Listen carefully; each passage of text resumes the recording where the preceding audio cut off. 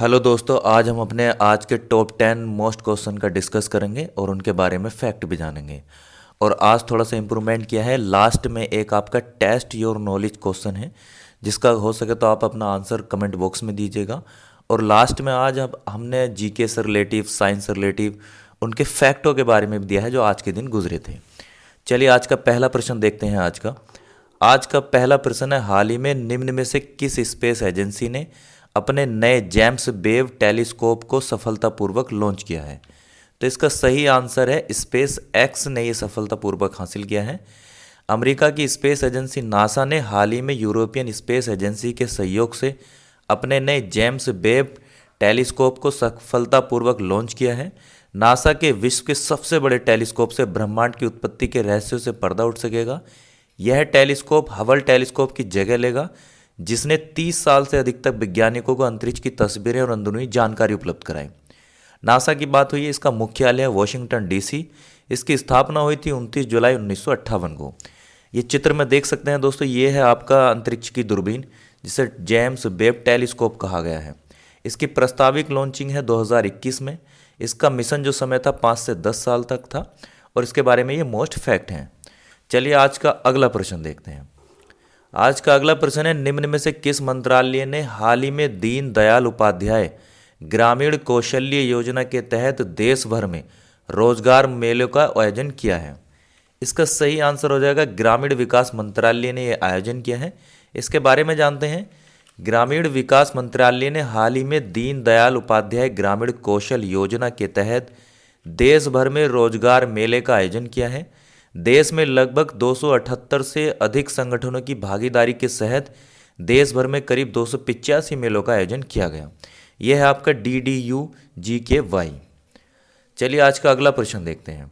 हाल ही में इनमें से किस मंत्रालय के अंतर्गत आने वाले राष्ट्रीय पुस्तक न्यास ने PM युवा मेंटरशिप योजना के तहत 75 चयनित लेखकों की घोषणा की है? तो इसका सही आंसर हो जाएगा शिक्षा मंत्रालय ने घोषणा की है। इसके बारे में जानते हैं। शिक्षा मंत्रालय के अंतर्गत आने वाले राष्ट्रीय पुस्तक न्यास ने हाल ही में PM युवा मेंटरशिप योजना के तहत 75 चयनित लेखकों की घोषणा की है। इस योजना के तहत भारत का राष्ट्रीय आंदोलन विषय पर आयोजित अखिल भारतीय प्रतियोगिता के माध्यम से 30 वर्ष से कम आयु के युवा लेखकों को चुना जाएगा। चलिए आज का अगला प्रश्न देखते हैं। हाल ही में भारत की पहली स्वदेश निर्मित मिसाइल कॉर्वेट INS खुकरी को हाल ही में कितने वर्ष की सेवा के बाद सेवा मुक्त कर दिया गया है? तो इसका सही आंसर है 32 वर्षों से यह सेवा में थी।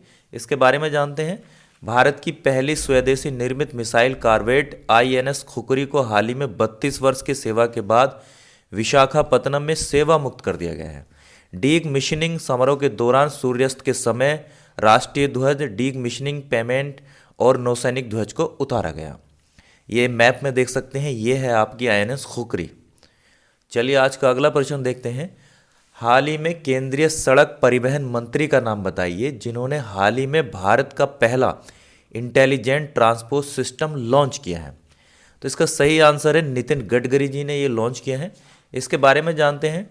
केंद्रीय सड़क परिवहन और राजमार्ग मंत्री नितिन गडकरी ने हाल ही में गाजियाबाद के डासना में भारत का पहला intelligent transform system eastern peripheral expressway launch किया है। तो ये मोस्ट क्वेश्चन है, क्योंकि ये भारत का पहला किया है, जिसे ट्रैफिक को कम करने और यात्रियों की सुरक्षा बढ़ाने के लिए विकसित किया जाएगा।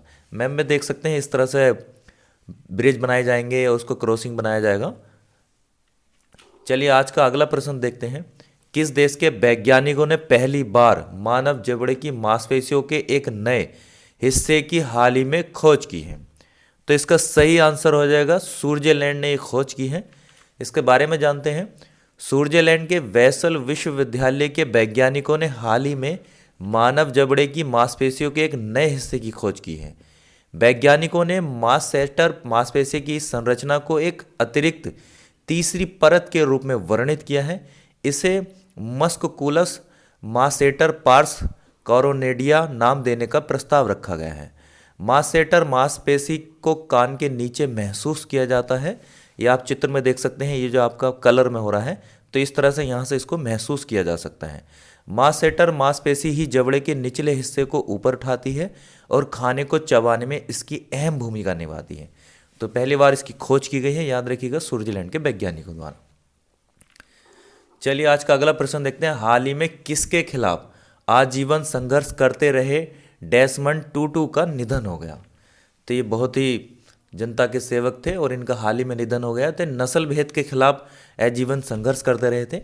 इनके बारे में जानते हैं। डेसमंड टूटू को दक्षिण अफ्रीका में श्वेत अल्पसंख्यकों के शासन का मुकाबला करने के लिए 1984 में नोबेल शांति पुरस्कार से सम्मानित किया गया था।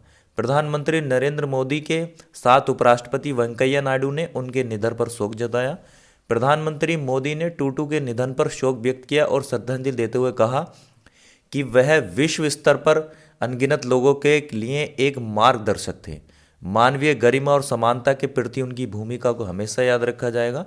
रंग भेद के विरोधी अश्वेत लोगों के दमन वाले दक्षिण अफ्रीका के क्रूर शासन के खात्मे के लिए डेसमंड टूटू ने अहिंसक रूप में अथक प्रयास किए थे। इनके बारे में देख सकते हैं। ये हैं आपके डेसमंड टूटू, जिनका जन्म 7 अक्टूबर 1931 को हुआ था और 26 दिसंबर 2000 इनकी मृत्यु हो गई। चलिए आज का अगला प्रश्न देखते हैं।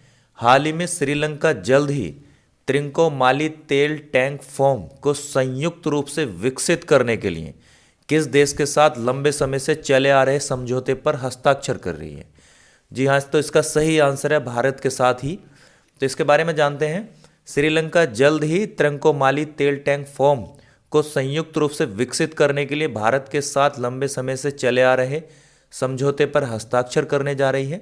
त्रिंकोमाली तेल टैंक फॉर्म सौदे का एक प्रतिष्ठित परियोजना है जो लंबे समय से विवादास्पद बनी हुई थी। भारत और श्रीलंका इस परियोजना पर 16 महीने से बातचीत कर रहे थे। यह कदम राष्ट्रपति गोटबाया राजपक्षे की एक विशेष परियोजना वाहन स्थापित करने की मंजूरी के बाद उठाया गया। श्रीलंका की बात हुई तो इसकी राजधानी देख लेते हैं। इसकी राजधानी है जयवर्धने कोट्टे। इसकी स्थापना हुई थी 4 फरवरी 1928 को और मुद्रा है श्रीलंकाई रुपया। आज का अगला प्रश्न देखते हैं। हाल ही में किस टीम ने तमिलनाडु को हराकर पहली बार विजय हजारे ट्रॉफी का खिताब जीता है? तो इसका सही आंसर है आपके हिमाचल प्रदेश। इसके बारे में जानते हैं। हिमाचल प्रदेश ने विजय हजारे ट्रॉफी के फाइनल में 26 दिसंबर 2021 को तमिलनाडु को VJD, ये एक प्रणाली होती है, 11 रन से हराकर पहली बार खिताब अपने नाम किया है। तमिलनाडु ने 316 रन बनाए थे जबकि हिमाचल प्रदेश ने 47.3 ओवरों में 4 विकेट पर 299 रन बनाए थे। तभी खराब लाइट की वजह से मैच रोका गया और फिर हिमाचल प्रदेश को विजेता घोषित किया गया। हिमाचल प्रदेश ने पहली बार घरेलू टूर्नामेंट जीतने में सफल रही। आपको बता दें कि भारतीय घरेलू क्रिकेट में लिस्ट ए T20 क्रिकेट और भारतीय महिलाओं के मैचों में बारिश मौसम की मार या किसी अन्य तरह की बाधा के वक्त BJD मेथड का इस्तेमाल किया जाता है, जिसकी वजह से ही ये आपका जीत गए हैं। चलिए आज का अगला प्रश्न देखते हैं। आज का अगला प्रश्न है। हाल ही में कहाँ की सरकार ने कपड़ों की थैलियों के उपयोग को बढ़ावा देने के लिए मीन दुम मंजपई योजना को शुरू किया है? तो इसका सही आंसर है तमिलनाडु सरकार ने ऐसा फैसला लिया है। इसके बारे में जानते हैं। तमिलनाडु की सरकार ने प्लास्टिक की थैलियों की जगह कपड़े की थैलियों के उपयोग को बढ़ावा देने के लिए मीनदुम मंजपई योजना को शुरू किया है। प्लास्टिक हजारों साल तक वातावरण में बने रहते हैं और पर्यावरण को काफ़ी नुकसान पहुंचाते हैं। चलिए तमिलनाडु की बात हुई तो इसकी राजधानी है चेन्नई। वहाँ के मुख्यमंत्री हैं M.K. स्टालिन और गवर्नर हैं रविंद्र नारायण रवि। और तमिलनाडु का गठन हुआ था 26 जनवरी 1950 को। आज का अगला प्रश्न देखते हैं। यहाँ तक टॉप 10 क्वेश्चन हमारे समाप्त हो गए थे। अब पर डे हम इस तरह के क्वेश्चन देखेंगे जो आपको एग्जाम में बहुत ही ज़्यादा हेल्पफुल होंगे। तो आज 27 दिसंबर के दिन ये ऐतिहासिक घटनाएं होती। पहली है कलकत्ता में 1861 में पहली बार चाय की सार्वजनिक बोली संपन्न हुई। डेट ज़रूरी नहीं है लेकिन ये घटना आपके एग्जाम के लिए बहुत ज़्यादा ज़रूरी है। याद रखिएगा कि 1861 में पहली बार चाय की सार्वजनिक बोली संपन्न हुई थी। नेक्स्ट है जन गण मन भारत का राष्ट्रगान 27 दिसंबर 1911 में प्रथम भारतीय राष्ट्रीय कांग्रेस के कलकत्ता अधिवेशन में गाया गया था। ये मोस्ट फैक्ट है, याद रखिएगा कि राष्ट्रगान 1911 में कांग्रेस के कलकत्ता अधिवेशन में गाया गया था। तीसरी मोस्ट लाइन है, टोक्यो में 1923 में जापान के युवराज एक हत्या के प्रयास में सुरक्षित बच गए थे। चौथा है, पारसिया के शाह ने 1934 में पारसिया का नाम बदलकर ईरान करने की घोषणा की थी। पांचवी मोस्ट लाइन है, वैश्विक अर्थव्यवस्था को मजबूत प्रदान करने के लिए 1945 में विश्व बैंक की स्थापना की गई थी, ये याद रखिएगा। छठा है कि इव नामक पहले मानव क्लोन ने 2002 में संयुक्त राज्य अमेरिका में जन्म लिया था। सातवीं मोस्ट लाइन है, भारत ने 2004 में तीसरे और अंतिम वनडे में बांग्लादेश को हराकर श्रृंखला 2-1 से जीती थी। आठवीं आपकी लाइन है, रावलपिंडी के पास 2007 में पाकिस्तान की पूर्व प्रधानमंत्री बेनजीर भुट्टो को गोली मारकर हत्या कर दी गई। नवी मोस्ट बात है, बी शांताराम पुरस्कार समारोह में 2008 में तारे ज़मीं पर, जो आमिर खान की पिक्चर थी, सर्वश्रेष्ठ फिल्म का पुरस्कार मिला और आशा एंड कंपनी का नाम लिम्का बुक ऑफ अवार्ड में दर्ज किया गया। आज कुछ जन्म प्रसिद्ध हमारे लोग हैं, इनके बारे में जान लेते हैं। उर्दू फारसी के प्रख्यात कवि मिर्ज़ा गालिब का जन्म भी 27 दिसंबर 1997 में हुआ था। नेक्स्ट है, भारत के राजनेता तथा हिंदी साहित्यकार शंकर दयाल सिंह का जन्म भी 1937 में हुआ था। याद रखिएगा, साहित्यकार भी हैं, राजनेता भी हैं। तीसरा है, परमवीर चक्र सम्मानित भारतीय सैनिक लॉन्स नायक अलवर्ड एक्का का जन्म 1942 में हुआ था। लास्ट है, अभिनेता सलमान खान का जन्म भी 27 दिसंबर 1965 में हुआ। चलिए आज का नॉलेज बूस्टर देखते हैं। आज का टेस्ट योर नॉलेज है, भारतीय मूल के भारत के पहले मुख्य न्यायाधीश कौन थे? पहला ऑप्शन है जीबी मावलंकर, दूसरा ऑप्शन है न्यायमूर्ति एनवी रमन, तीसरा ऑप्शन है सीडी देशमुख और चौथा ऑप्शन है आपका न्यायमूर्ति हीरालाल जैकिनदास कानिया। आपको जो भी आपका आंसर लगता है कमेंट में हो सके तो ज़रूर इसको लिखिएगा।